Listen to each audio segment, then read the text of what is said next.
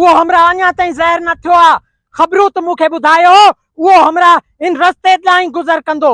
हाणे ये कर तू पुठी ॾांहुं ॾिस मां साम्हूं ॾिसांस थो।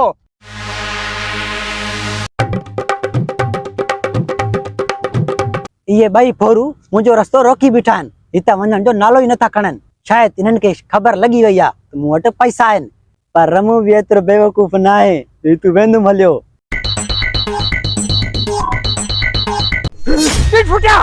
हमरा त हिते ई काथे सवलो लिखियल आ। लगे थो त पाण खे ॾिसी वठतो अथसि, इन जे लाइ साम्हूं नथो अचे। ओ छा कयूं मोगा? पाण लिखी था हलूं, पोइ इहो ईंदो त पोइ हमलो कंदासींसि। हाँ ये ॿई फोरू ई तूं हलिया विया। ना पहुचण खां बहितर आहे त माण्हू देर सां पहुचे। त भली ॻाल्हि आहे। मुंहिंजो रस्तो हाणे क्लियर थी वियो। वञी करे बाज़ार में iPhone Pro 16 Pro Max वठां थो। हा रमू ईअं कर। वाह वाह थी वई।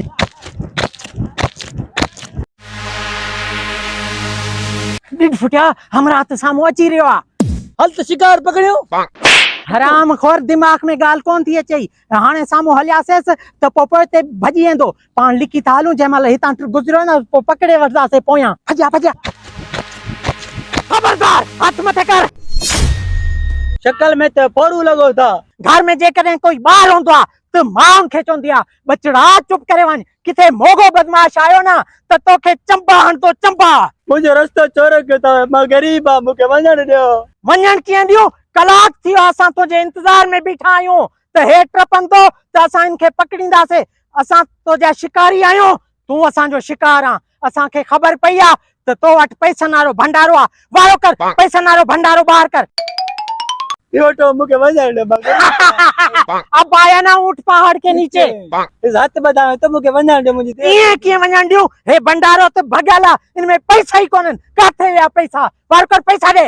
हां ही चाहती हो। घरु तो मां पैसन से भंडारो भरल खणी आयो। सब तो होयो। Oh no. करे या पैसा मुझे खबर ना है। पांजी सफाई दे। ए नूर बटारे जो कसम मुझे खबर ना है तो पैसा का दे व्या। अरे डेढ़ फुटिया लगे तो ते यो सजो प्लान मीटर जो आ वो भंडारो भनी होंदो। रस्ते में उन इनका फुर कई हुंदी। हालत मीटर जी काट था लूं। इन जी जान छड़।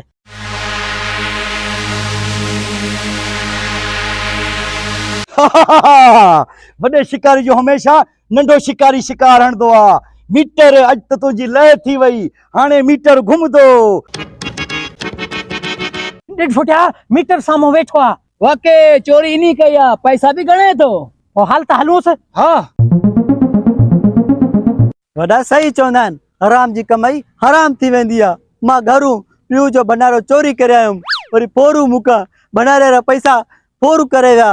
मुंजा ख्वाब सारा अधूरा थी आइन। आईफोन वटा है मां। पकड़ जी पे ना। वारो कर मीटर सजा पैसा मुंजे हवाले करे छाड़। ही सारी मेहनत मुंह कई आए, मुंह फुर कई आए। मोगा बदमाश इए था कयूं। अध पैसा तू रख ए अध पैसा मां थो रखां। अध पैसा तू रख, अध पैसा मां थो रखां। ये वरी किए थींदो? हे मोगे बदमाश जो इलाको आ। इते तो जी जुरत की आई फुर करण जी। हे तो शिकार मुंजो हो। सजा पैसा मुंजे हवाले करे छड़। कराई ना इते मीटर बंद। आई ता निकरण जी कर। हल पेर ड्रॉप। हेडे हेडे मोगे जी मार। खबर ना चार।